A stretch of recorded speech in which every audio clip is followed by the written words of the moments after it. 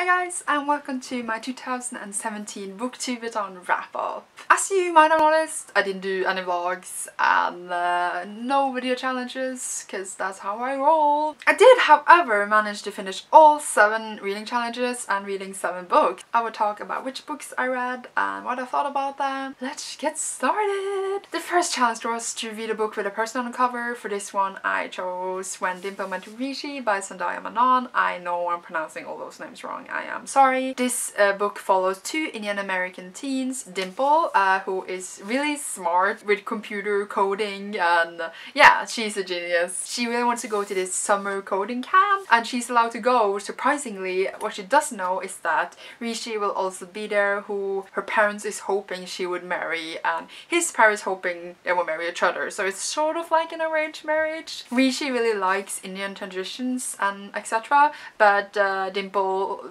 does not have the same opinion as he does. And when they meet, it's a lot of fun, and it's basically a fluffy and cute contemporary book. I didn't hate it by any means. I really enjoyed it. I thought it was a lot of fun. It was just a bit too heavy on a romance side for me. It's not that I mind romance. They are it's great to read about, but I wanted more nerd stuff. I felt like the plot got lost somewhere in the story, and I wish it was more about other things in the story than just Dimple and Rishi's relationship. But it's by no means a bad book, and I thought it was really cute and fun. I gave it 3 stars on Goodreads, but it's more like 3.5 stars. I did really enjoy it and I really recommend it. I also love that they're Indian American teens, because that's not something you read about every day. The next challenge was to read an hype book, and for that I chose A Court of Thorns and Roses by Sarah J Maas. I heard so much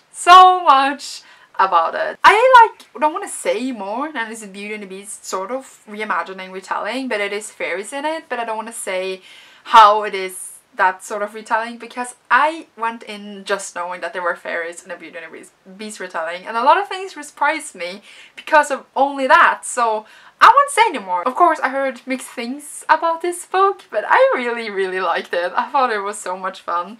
Of all the books I read this week, last week now, this is my favorite. This was just such a joy. It's not perfect, but I thought it was so much fun, and I'm really looking forward to read the rest of the series. I can't stop smiling when I think about it, because I thought it was so much fun. I know it isn't the best book in the world, but I just had so much fun, and that's so great when you read, to just have fun. Then next challenge was then to read a book in one day, and for that I had chosen Simon Weis' The Homo Sapiens Agenda. I read this in like 3 hours. That was like, whew, I flew through it. It was so easy to read. This book is about Simon, who is mailing with a guy named Blue, but he doesn't know who Blue is. He's also gay, but he has still not come out yet, and he doesn't want people to know this yet. So he's being blackmailed by someone finding out that, yeah, things commence from there. I don't know, it's not just about that. It's about a lot of things, about his friends and people, and yeah, it was really cute and really quick. Oh, by the way, I forgot to say, I gave A Court of Thorns and Roses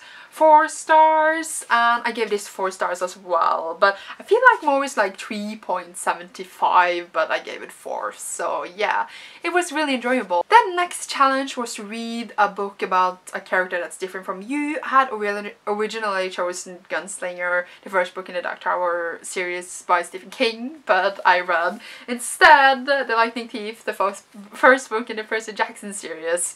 And yeah, Percy is really different from me. He's a half-blood. He's half god. This is a reread, but when I originally read it, I read it in Norwegian, which is like years ago, and I just got all the books in English, so I'm really happy about that. I really enjoyed it. I flew through it. It was so much fun. I gave it 4 stars. When I originally read it, I gave it 5.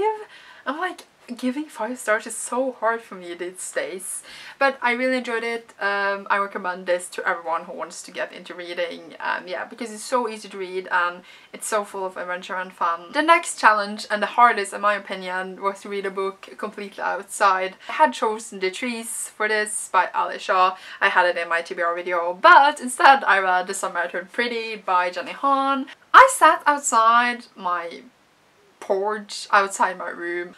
I have like a door right there, so I can like sit outside and it's like roof over my head, so if it's raining it's like cool. I filmed it for you how my setup was, and it looks maybe chill, but it wasn't. My butt started hurting so much after sitting in that position for long, so I had to lie on my stomach outside just on like tree, and it was not comfortable at all, I swear to you. But I did read it, I think under 3 hours, so I wasn't out there that long, but it was not comfortable and I hated my life. This book follows Isabel, who goes to this summer house with her family every summer, and there are these 2 boys there, and she's been in love with one of those boys for like forever, but this year they start looking differently at her, I think, because this year she's like turned pretty. It dragged a bit, I felt like, but it was like a okay, decent story in there. It was enjoyable, it was really quick, I gave it 3 stars. The next challenge was to read a book you bought because of the cover. I bought this more because of the title, but the title's on the cover and that's how I saw it, so it goes for the same thing. And that is I Love Dick by Chris Cross. This is an adult contemporary, but not really. It blurs the lines between fiction, essay and memoir, I can't say that word apparently, and it's told like letters that are dedicated to this Dick.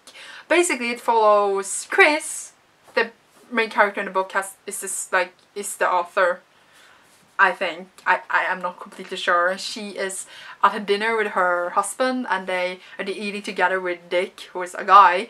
Chris falls in love with Dick and they become totally obsessed with him, and they start writing all these letters to him that they never send, and yeah, it is really strange, and I did not like this book. This book was not for me. I mean, I've seen people really enjoying it and that's great for them, but I did not like this. It was so boring. Like at some points I was really interested to see how this all will turn out with Dick. Every time I said his name, I'm like cringing inside of me, by the way. All this obsession and the letters were really interesting in the beginning, but there were parts of the book, like 5-10 pages, that were dedicated to describing and analyzing texts and pictures from like real life, I assume. And there was just like reading a school textbook, and it was so boring, and I was just like, what has this to do with a book? Why do you do this to me? I don't know. That's why maybe it's like it's not completely like a book that follows a story. It's more like thoughts. I am not completely sure what this was, but it was not for me. I gave it like 2 stars on Goodreads, but it's more like 1.5, I think. And I just wanted to be done with it, and now I've forgotten, I think, a lot of it because I don't want to think about it. This was not fun. But at least the title is funny. I think also my dad saw it, so that was great. And the last challenge was to read 7 books. My 7th book was Juniper Lemon's Happiness Index, which was like a read-along book for the whole BookTubeAthon, which is why I bought it. This story follows Juniper, who lost her sister 65 days ago when the story starts. And this is basically about her coming into her life again after such a huge loss, and she gets to meet new people, and there's also this mystery. She finds this letter that her sister wrote, and she's trying to find out who that letter was for. I didn't expect to like this as much as I did, actually. This had like a deeper punch, I felt like, to the story than all the other contemporaries I read. I even teared up at some point because it just got to me, okay? All the characters were really likable and it had really good elements to the story. I like this. I recommend this, okay? It was a really decent contemporary. I gave it 4 stars. Also the cover is like stunning. There's like dots on it that you can touch. So that was all the 7 books I read for BookTubeAthon this year. I read 7 books last year as well. I'm so proud. It is so much fun to just read and just like commit yourself to a goal and be like, I'm gonna read this much in this amount of time, and managing that goal, it's an amazing feeling. I feel like so accomplished right now. I haven't read all day, so after I edited this video, maybe I should redeem that. Well, I hope you are having a great day, evening, night, wherever you are. I'm gonna go and you will see me soon in a new video. I really hope, because YouTube life, what is that? Also, you see I reshelved my bookshelf, and the last video I was in front of my other bookshelf, so they were like different backgrounds. It's really cool. I'm going. Bye!